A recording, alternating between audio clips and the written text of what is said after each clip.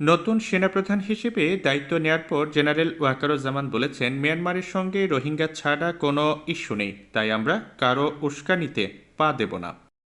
রোববার সেনা সদরে অনুষ্ঠিত হয় দুই জেনারেলের দায়িত্ব হস্তান্তর ও গ্রহণের আনুষ্ঠানিকতা। ওই অনুষ্ঠানে এসব কথা বলেন নতুন সেনাপ্রধান। প্রথমত হচ্ছে যে আমরা এঙ্গেজড সমস্ত দেশগুলোর সাথে, মায়ানমারের সাথে আমরা এঙ্গেজড। আমাদের ওখানে ডিএ আছে, প্রতিনিয়ত ডিএদের সাথে তাদের সরকারের যোগাযোগ আছে, এবং আমাদের মধ্যে একটা আন্ডারস্ট্যান্ডিং আছে। আমি এই মুহূর্তে মনে করি না যে তারা নিজেরাই নিজেদের দেশে অলরেডি একটা সিভিল ওয়ারের মতো নিয়োজিত আছে। সিভিল ওয়ারে তারা কোনো ধরনের অ্যাগ্রেসিভ কোনো কিছু করবে আমি বেসিক্যালি আমি মনে করি না। তারপরেও আমাদের সেনাবাহিনী সব সময় এই প্রস্তুত আছে। নেভি আছে, নেভি তার পেট্রোলিং বাড়িয়েছে, সেখানে তারা ফ্রিগেট পাঠিয়ে সবসময় পেট্রোলিং করছে।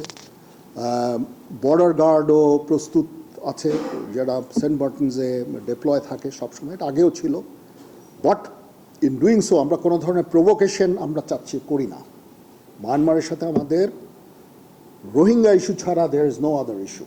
আমরা চাই যে তারা এই রোহিঙ্গাদের ফেরত নিয়ে যাক।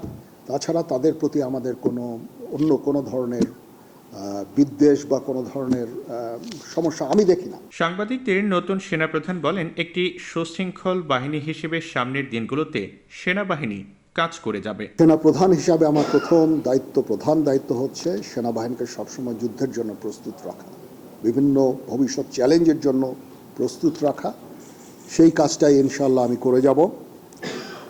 সেনাবাহিনী ইনেট টু সিভিল পাওয়ারে তার দায়িত্ব পালন করে। যদি সরকার আমাদের সেই দায়িত্ব দেয়, ওই দায়িত্ব আমরা নিষ্ঠার সাথে পালন করব।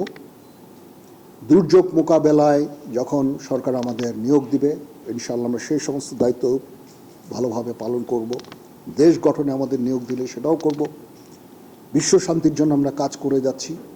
আমরা ইউএন মিশনে আমরা ডিপ্লয় হই, বিভিন্ন ইউএন অপারেশনগুলো আমরা করি, শান্তি রক্ষার জন্য, বিশ্ব শান্তির জন্য আমরা কাজ করে যাই। সেগুলিও ইনশাল্লাহ জারি থাকবে। এবং আমি আমার প্রাক্তন সমস্ত সেনাপ্রধানদের প্রতি আমি কৃতজ্ঞতা জানাচ্ছি। ওনারা আজকে ওনাদের শ্রম দিয়ে, ওনাদের মেধা দিয়ে আজকে যে অবস্থায় সেনাবাহিনীকে রেখেছেন, আমি সেই অবস্থা থেকে সেনাবাহিনীকে আরও সামনে এগিয়ে নিয়ে যেতে চাই। ওনারা অনেক পরিশ্রম করেছেন এবং সেনাবাহিনীকে একটা অত্যন্ত সুন্দর জায়গায় আমি পেয়েছি আমার এর আগে সেনাপ্রধানের কাছ থেকে।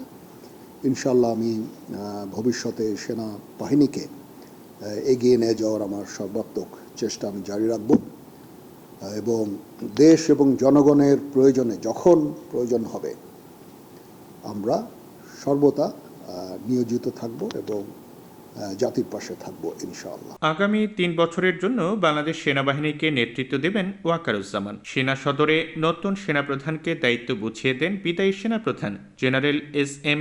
শফিউদ্দিন আহমেদ। এদিকে ৩ বছরের নেতৃত্ব শেষে বিদায় নেন জেনারেল এস.এম. শফিউদ্দিন আহমেদ। পূর্ণ সামরিক রীতি অনুযায়ী তাকে ফুলেল সজ্জিত গাড়িতে রশি টেনে পার করে দেয়া হয় সেনা সদর।